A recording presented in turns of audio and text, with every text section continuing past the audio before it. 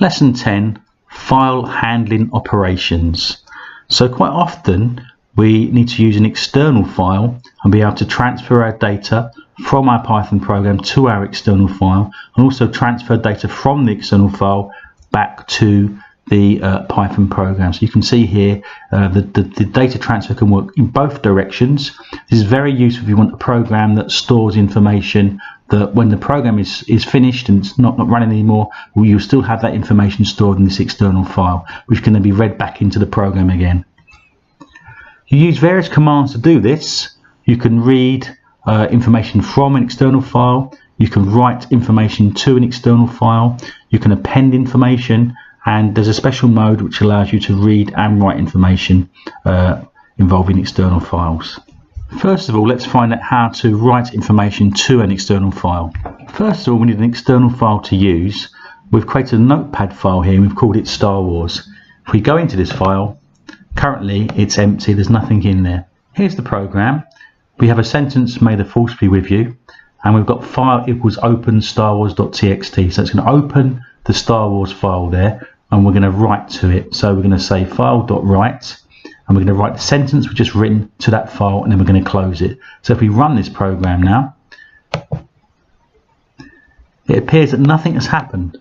Now if we open the file, you can see it now says "May the force be with you" inside the external file.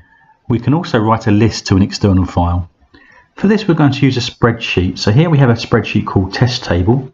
If we open it, currently we can see that this is it's empty, there's nothing in there at the moment. So what we need to do now is we need to run the program, and when we run the program, the information from our list will be transferred into the spreadsheet.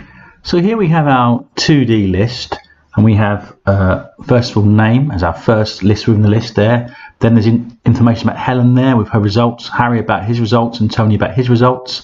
And we're going to open the test table as a CSV file here. We have to use the import CSV module so that this will run successfully. And then what we're going to be doing is we're going to be copying the data items from the lists into our CSV file, into our spreadsheet. And it's going to take one row at a time. So each list will be in a separate row in our spreadsheet. So let's run the program. And it appears that nothing happens, but let's take a look at the spreadsheet now. And you can see the data has now been added to the spreadsheet. Sometimes we need to be able to read information from our external file and read it back into the Python program. This time we have an external file called hello. It's a Notepad file.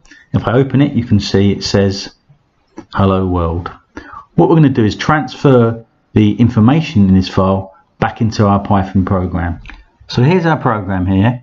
What we're doing is we're opening the file, the Notepad file hello, and we're going to read from it this time. So we've got to have an R rather than a W, and we're going to read the text from that particular file, and we're going to actually display it using a print statement.